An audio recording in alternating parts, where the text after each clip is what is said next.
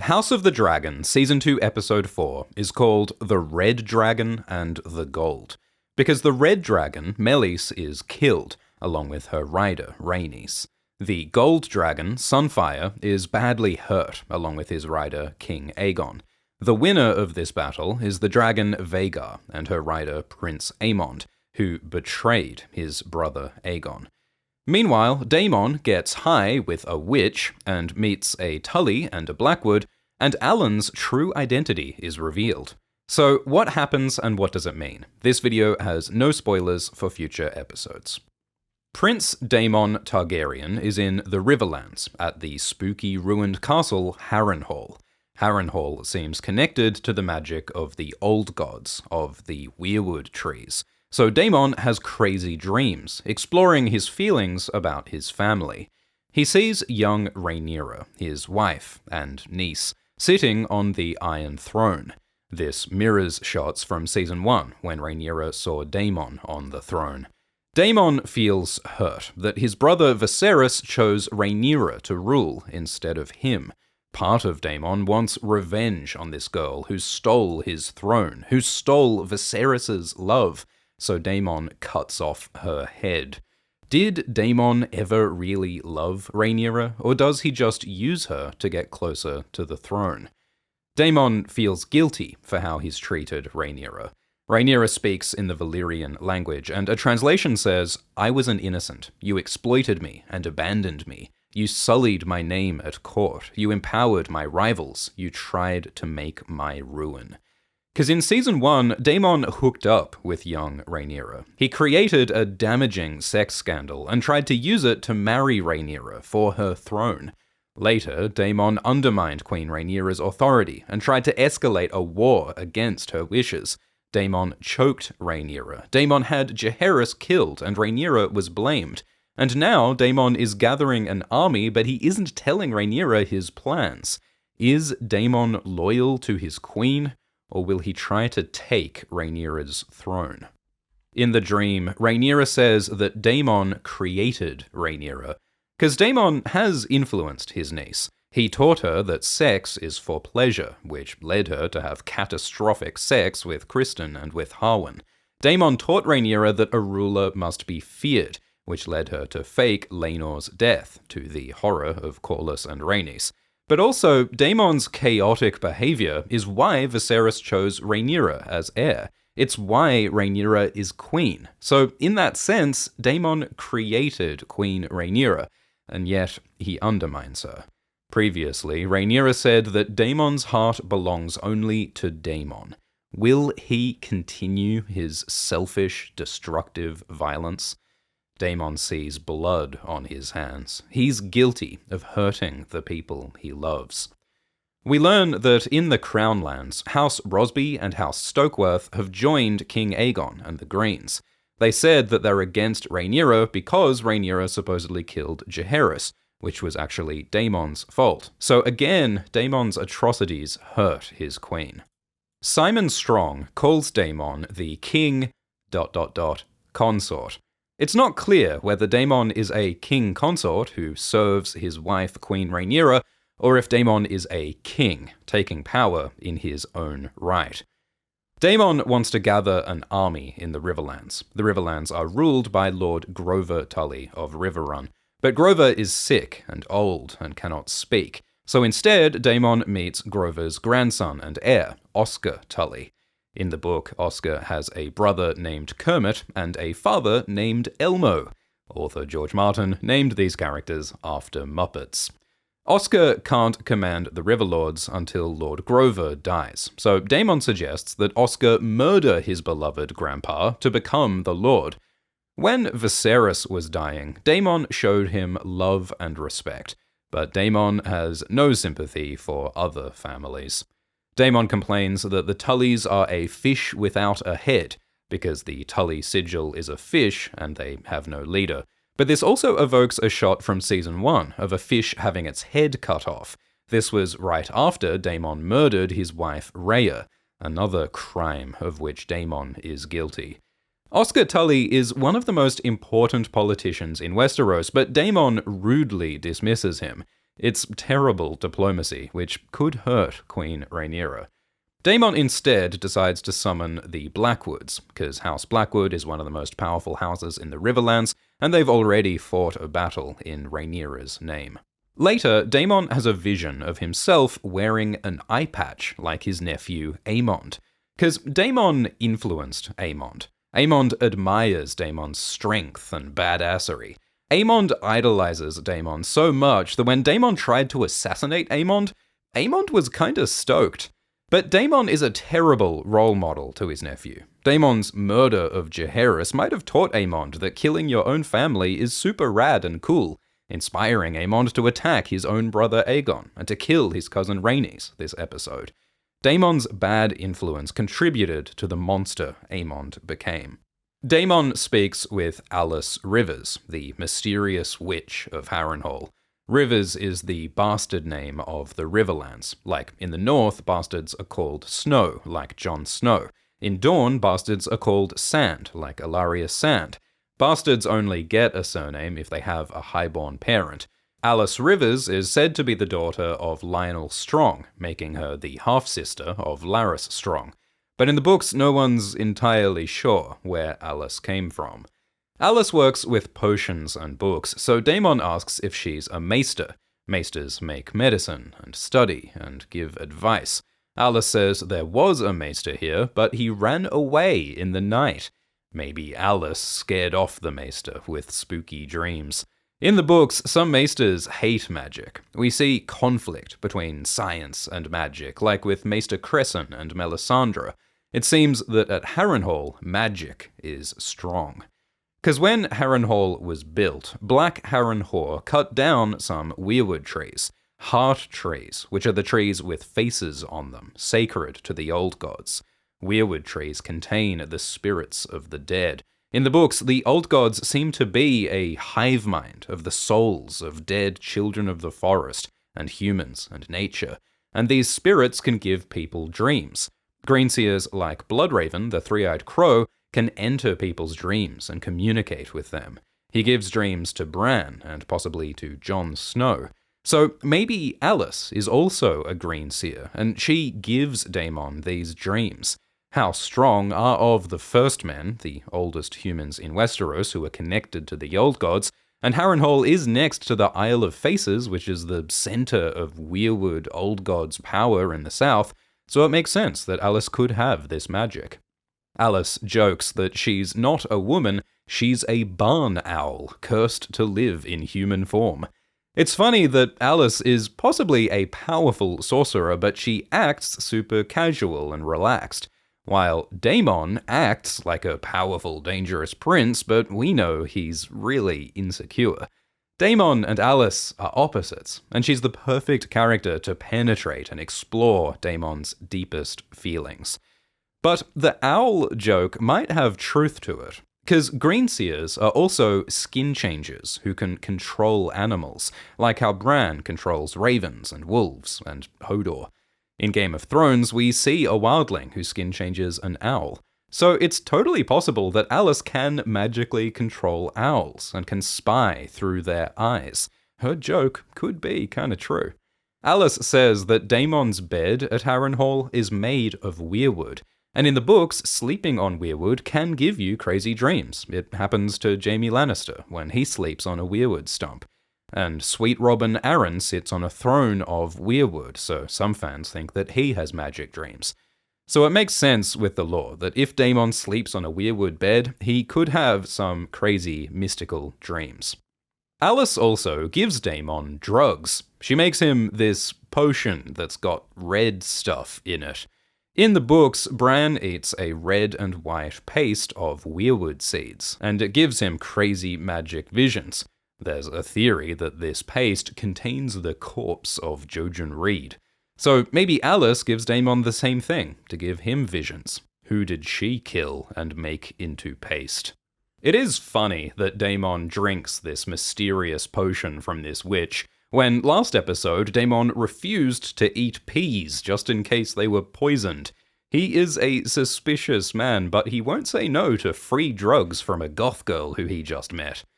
The potion makes Daemon black out, skip time, and lose memories. So Daemon is super high during an important meeting with Sir Willem Blackwood.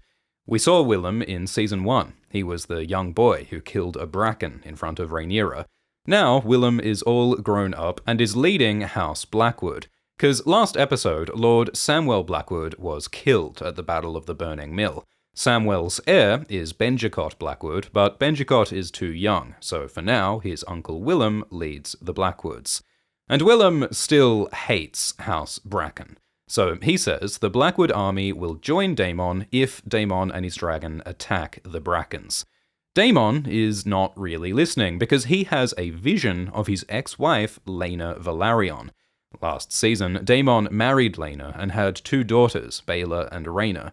They lived together in Pentos until Laena suffered birth complications and killed herself with her dragon Vhagar. Daemon was not a great husband to Laena. He refused to go back to Westeros with her. He didn't communicate well. He ignored their daughter Rhaena, and their relationship suffered.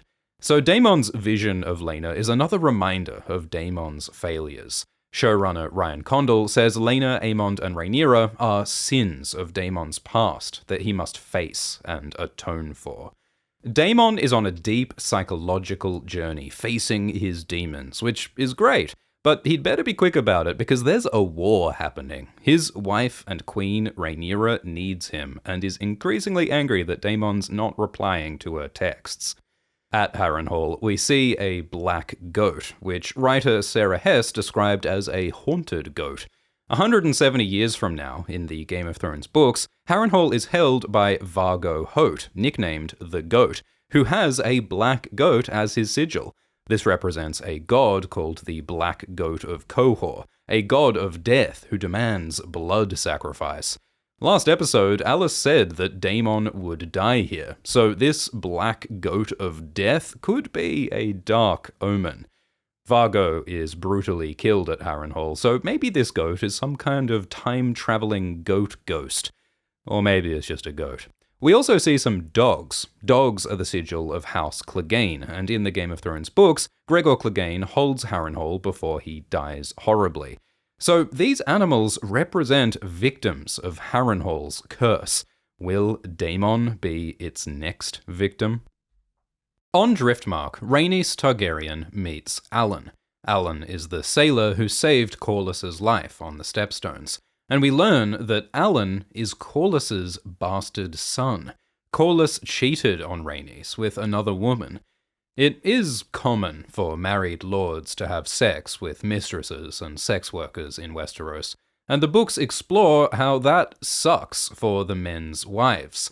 In Game of Thrones, we see Catelyn's pain over Jon Snow, who is supposedly the bastard son of her husband Ned Stark. Catelyn is sometimes cruel to Jon, excluding him from the family, hating this walking, breathing symbol of her husband's infidelity. So Alan seems afraid of Rhaenys. This angry dragon-riding princess could mess him up. But Rhaenys doesn't blame Alan. It's not his fault that he was born. Rhaenys is angry at Corlys. But Corlys acts defensive. He doesn't acknowledge Rhaenys' feelings, so Rhaenys drops the subject. Once again, Corlys puts his own desires ahead of Rhaenys. Like when he married Laenor to Rhaenyra against Rhaenys' wishes, like when he abandoned Rhaenys for years to go and fight his war. Rhaenys' actor Eve Best says Rhaenys feels like she's losing Corlys, and that the steady rock of their marriage is shaking. Tragically, this painful scene is the last conversation we see between Corlys and Rhaenys before Rhaenys dies. On Dragonstone, the Black Council is a mess. Because their queen, Rhaenyra, is gone to King's Landing and is not communicating, and the king consort, Daemon, is gone to Harrenhal and is not communicating.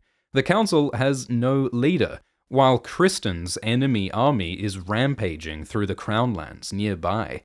These lords, Gorman Massey and Bartimus Celtigar, are from the Crownlands. Their castles could be attacked next. Gorman Massey compares the complex politics of the Riverlands to a Lyseni orgy. Lys is an eastern city famous for its sex workers and sex slaves.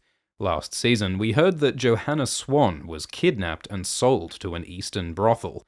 In the books, Johanna eventually becomes a famous courtesan and practically the ruler of Lys. She's probably hosting a Lyseni orgy right now. Baylor asks her grandparents Rhaenys and Corlys to come help on the council, but they still can't do much without Queen Rhaenyra. Rhaenyra really should have left someone in charge, or at least left instructions while she was gone. But finally, Rhaenyra returns, and she reveals that she was secretly meeting with the enemy queen, Alicent. Her son Jace is outraged that Rhaenyra risked her life, but Rhaenyra says she had a responsibility to try to make peace.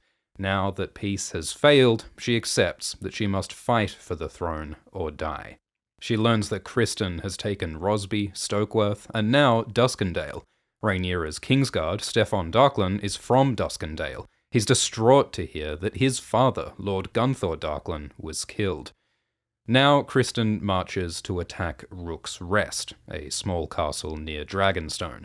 So Rhaenyra decides to send a dragon to burn his army. She says she'll go on her dragon Syrax, but Rhaenyra is the queen. The council says they mustn't risk her life, or they could lose everything. Jace says he'll go, but Rhaenyra won't let him.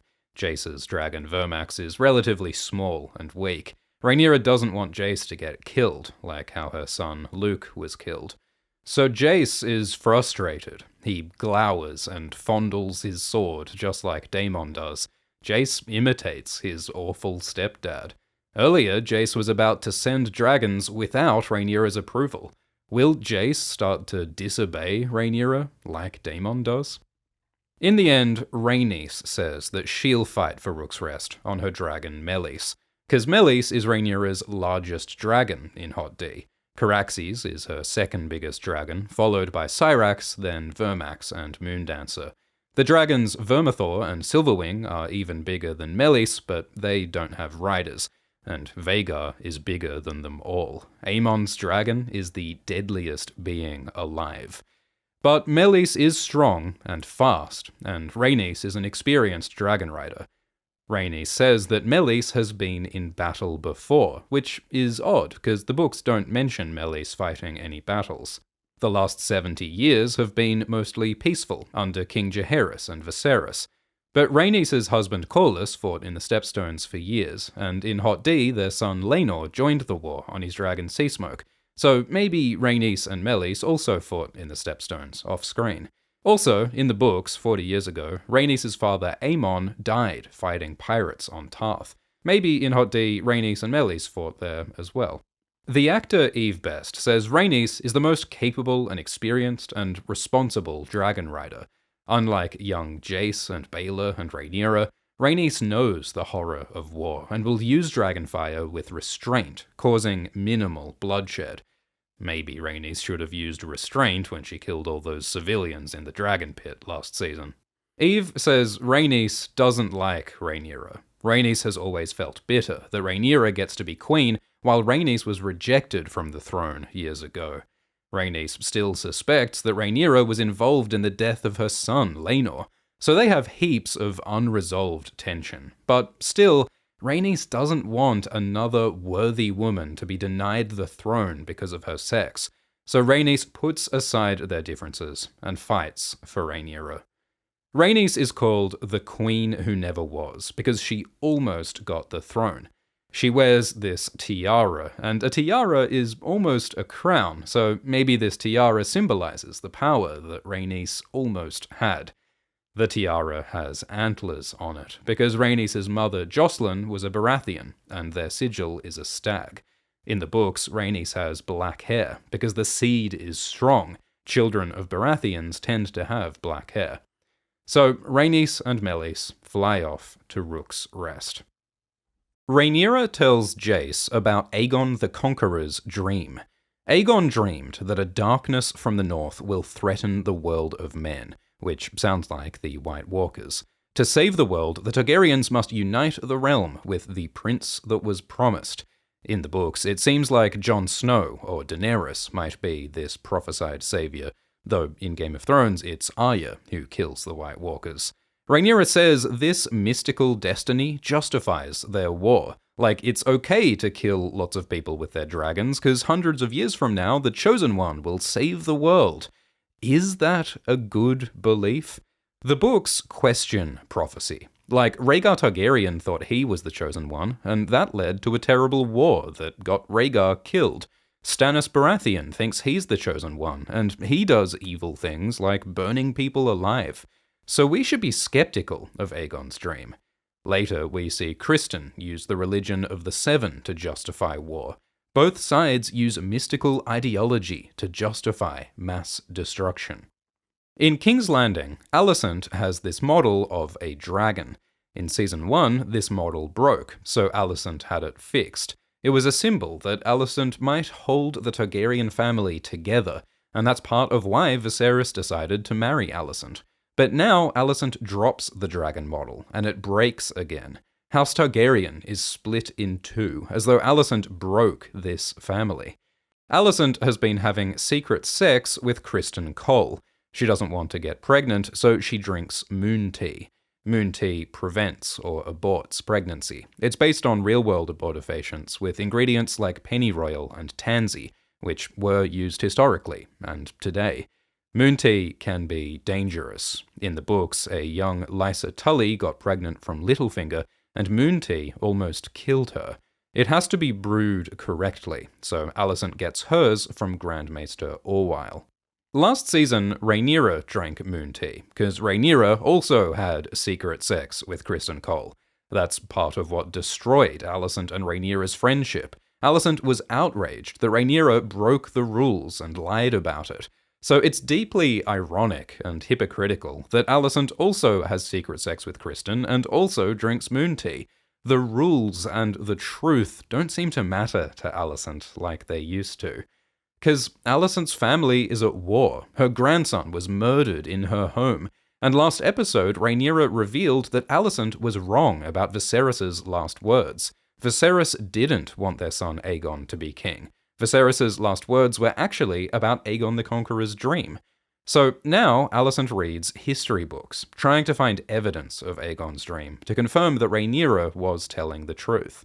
In the books, Rhaegar Targaryen finds some old scrolls that convince him to be a warrior, which seems to be connected to the prophecy of the prince that was promised.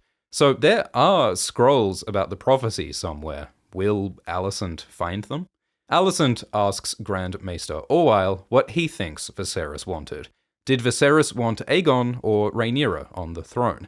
Orwyle was on Viserys' council for years. He must have some idea of Viserys' wishes, but Orwyle just says he doesn't know.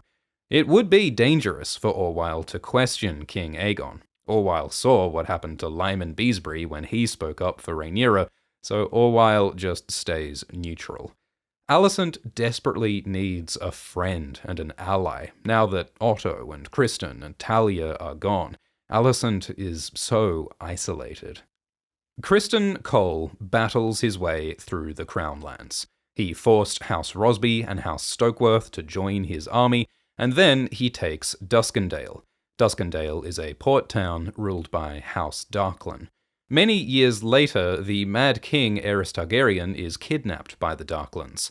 Barristan Selmy heroically rescues the Mad King from Duskendale, and then the Mad King kills every Darklyn.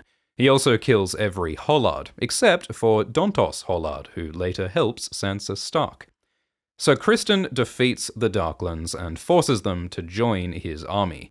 Criston declares that Rhaenyra is a whore because she had sex with Harwin and had sex with Criston before she rejected him. Criston weaponizes a sexist narrative to justify his war. He also says that the gods of the Seven bless their army with divine purpose. Even his horse has the sacred star of the Seven upon it. Criston uses the appearance of religious virtue, even though we know that Criston's a murderer who breaks religious rules. Like Alicent, Criston wears a cloak of righteousness. Lord Gunther Darklyn calls Criston Kingmaker.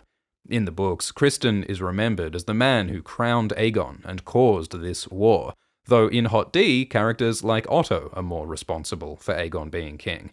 One of the themes of the books is how historical memory is different from what really happened. Darklyn says that Kristen's death will come, like how Alice predicted Daemon's death.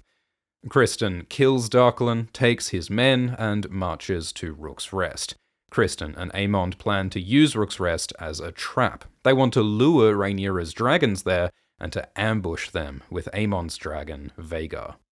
King Aegon doesn't know about this plan, so he's furious. He doesn't want Rook's Rest, he wants Kristen to take Harrenhal back from Daemon. But the Lord of Harrenhal, Larys Strong, says it's fine. He says that Harrenhal will drive Daemon mad. Does Larys know about the Harrenhal curse? About the Weirwood dreams and Alice Rivers? Alice and Larys may be half-siblings. Maybe Larys and Alice are working together, and he asked her to drive Daemon crazy. And maybe Larys knows about Aemond and Kristen's plan for Rook's Rest, and that's why he's so chill about Harrenhal. King Aegon is angry that he's not included in Aemond and Kristen's plans, just like Alicent was angry when Otto and the council plotted without her. But Aemond enjoys tormenting Aegon. Aegon had humiliated Aemond at the brothel last episode, so now Aemond humiliates Aegon. He speaks in the Valyrian language, showing off his mastery of their ancestral tongue. He criticizes Aegon for putting his dumb friends on the Kingsguard. We see Leon fidgeting and Martin staring at the ceiling. And Aemond doesn't say that the Kingsguard is Aegon's, he says our Kingsguard, as though Aemond is just as much a king as Aegon is. Aegon tries to reply in Valyrian, but he doesn't know the language well enough. So despite Aegon's symbols of legitimacy, like the Conqueror's armor and crown, Aegon is incompetent. He's an unworthy king, and he knows it. The Greens struggle to get enough food to feed their dragons. Vhagar, Sunfire, and Dreamfire are at King's Landing, and since the Velaryons are blockading the Gullet, the Greens can't get supplies by sea. In Game of Thrones, feeding dragons is a big problem for Daenerys. Her dragons start eating children. Tyland mentions the blacksmiths. Previously, Aegon promised money to help blacksmiths like Hugh, but Aegon now forgets his promise, gets bored, and leaves. So the council is left without a king and without a queen. Just like the Black Council don't have a king or a queen for a while. Both sides are heading for war, and they don't have clear leaders. Alicent feels awful while the Moon Tea does its work. She's frustrated that her body is stopping her from joining the council meeting, just like Rhaenyra was frustrated when her body giving birth kept her from her council. Queen Rhaenyra and Queen Alicent face many of the same challenges, but they're stuck on opposing sides. Larys sees Alicent's pot of moon tea, which she foolishly left out, so Larys knows she's having forbidden sex, which is a dangerous secret. But Larys says that we must indulge our appetites. What are Larys's appetites? What does this guy want? Last season, Larys masturbated over Alicent's feet, and he seemed to enjoy cutting out people's tongues. What other horrors does Larys do for fun? Larys asks how Alicent feels about Kristen, and asks if she doubts whether Viserys wanted Aegon to be king. Larys knows Alicent's deepest insecurities, and he probes them to manipulate her. Alicent says that Viserys' wishes no longer matter. The truth no longer matters. Because this war is happening. Many will die, and the winner will rule. Previously, Alicent stood up for the truth, like the truth that Rhaenyra had bastards with Harwin. But now, Alicent feels she's also in the wrong, so she spirals into nihilism and helplessness. Aegon feels insecure that he's not a worthy king, so he asks his mother what he should do. Alicent basically says that Aegon's useless, that he should shut up and listen and do nothing. Alicent is not wrong. Aegon should listen and learn. Maybe Alicent and Otto should have actually taught Aegon more. Alicent is also frustrated that no one listens to her, so you'd think that Alicent would sympathize with Aegon. But Alicent is so shaken by Rhaenyra's revelation and Jaehaerys' death and the Moon Tea, And Alicent has been disgusted with Aegon ever since he raped Diana, so Alicent is harsh to her son. When he's at his most vulnerable, she gives him contempt. And this rejection from Aegon's only parent leads him to go and get burned at Rook's Rest. Will Alicent feel guilty for what happens to Aegon? Aegon smashes a wine jug that has a golden dragon on it, foreshadowing the defeat of his golden dragon Sunfire. This episode, we also see that dragon model smashed, and we see a dragon skull. Lots of symbols of dead dragons, foreshadowing the fall of Meleys and Sunfire. Aegon mounts his dragon Sunfire, who has shining opalescent scales. The books say that Sunfire is the most beautiful, magnificent dragon ever. And Aegon drunk drives his dragon to Rook's Rest to try and prove that he's not useless. Criston and his army attack Rook's Rest. The army includes Rosbys, Stokeworths, Darklands, and Hightowers. They build battering rams and shields to protect them, as the Stauntons of Rook's Rest shoot arrows at them. We see Lord Simon Staunton leading his men. He left Rhaenyra's council last episode to come and defend his castle. In the book, Criston besieges Rook's Rest for 9 days. Criston burns villages and kills civilians to force the Blacks to come save Rook's Rest. In Hot D, the ground battle barely gets started before Rhaenys arrives on Meleys. She burns hundreds of men. Soldiers are helpless in the face of dragonfire. But Criston springs his trap.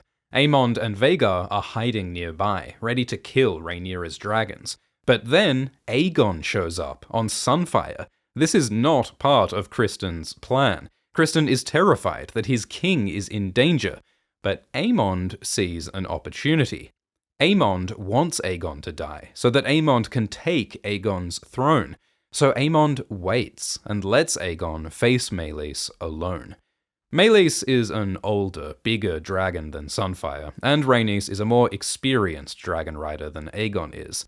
So Meleys and Sunfire spit fire at each other, and Meleys wounds Sunfire with her claws. When Aemond and Vhagar join the fight, Aegon thinks that his brother Aemond will save him, but Aemond and Vhagar burn Sunfire. Aegon and Sunfire crash to the earth. Aemond betrayed his brother and king. The books say that dragons are mostly immune to fire, but not entirely. Younger dragons like Sunfire are more vulnerable, and older dragons like Vhagar have hotter, deadlier flame, so it makes sense that Sunfire is hurt by Vhagar's flame. But the main way dragons fight is with their claws, teeth, and tails. Their claws are razor-sharp and as long as swords. Their jaws can crunch through armor, and their tails can knock men flying. Rhaenys gets pretty close to Dragonflame.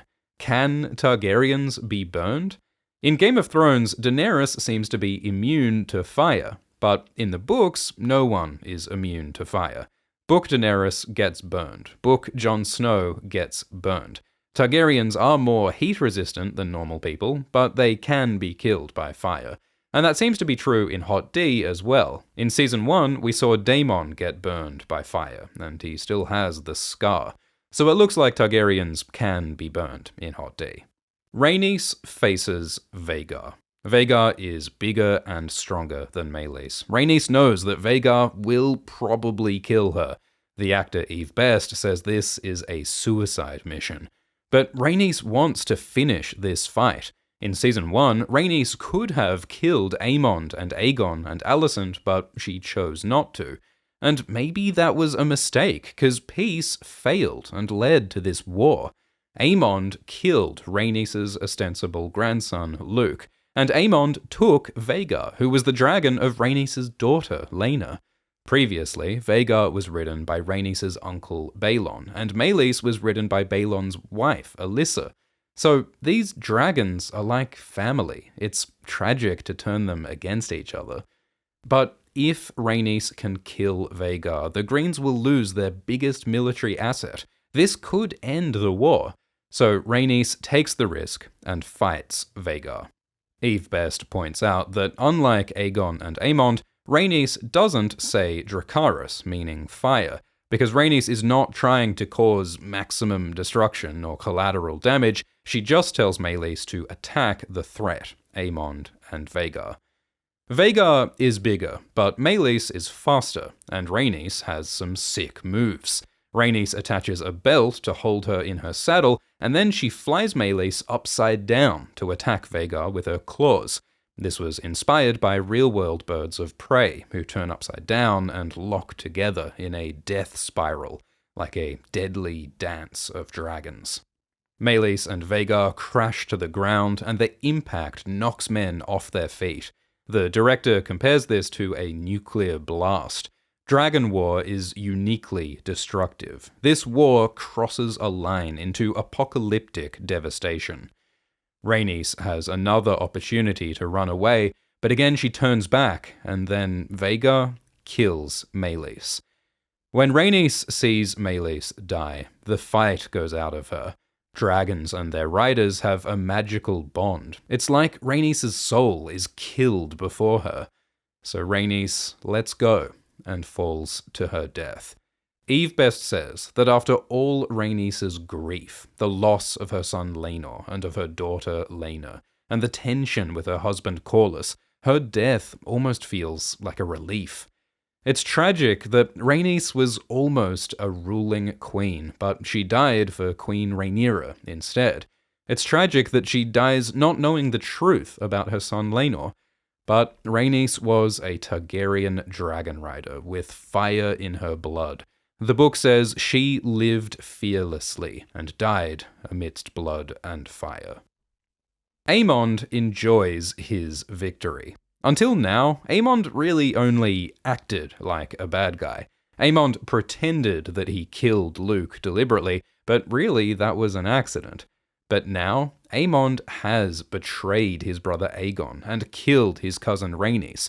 Now, Aemond truly is the monster people think he is. He is now a kinslayer, a traitor, and a killer. Criston sees the aftermath of Dragonfire, endless ash and bone. This destruction is exactly what Rhaenyra and Alicent and Rhaenys hoped to avoid. This is why Rhaenyra delayed for 5 episodes, but peace failed, and the war is here. Criston feels powerless against dragons. As a knight, what is his value now? How many more will burn? Criston finds Aegon and Sunfire badly hurt. We don't yet know if they will live or die. Aemond approaches with his sword out, as though he's gonna finish off his brother Aegon and become king, but he stops when Criston sees. The fall of Aegon is another failure by Criston. Criston's plan got the king and his dragon badly hurt, when Criston is the leader of the Kingsguard. He failed to guard the king, just as he failed to guard Prince Jaehaerys, just as he failed to guard Aemond when Aemond lost his eye. This episode, Gwaine asks if Criston has grown tired of living. Last season, Criston almost killed himself out of guilt and stress. How will he handle this new failure and the trauma of this battle? For 13 episodes, the Targaryen family gradually broke apart, and this horrific devastation is the result. Rhaenyra and Alicent don't want this war, but the Blacks and Greens are locked in a spiral of destruction that could consume the realm. In the books, this war is called the Dance of the Dragons. I'm locked in a spiral of destruction with my ancient rival, Alt Schwift X. Alt Schwift X and Glidus made 36 hours of videos about House of the Dragon that you can watch now at nebula.tv/AltSwiftX. They also made a 22-hour-long video about Jon Snow, and they're making more weekly videos about Hot D Season 2. These videos are also available as audio on podcast apps using the Nebula RSS feed. Nebula is an independent video site owned by creators, where we can make ambitious projects without worrying about demonetization or the algorithm. Nebula has exclusive originals from creators like Isaac Arthur, Lindsay Ellis, Tale Foundry, and Abigail Thorne, who is in House of the Dragon Season 2.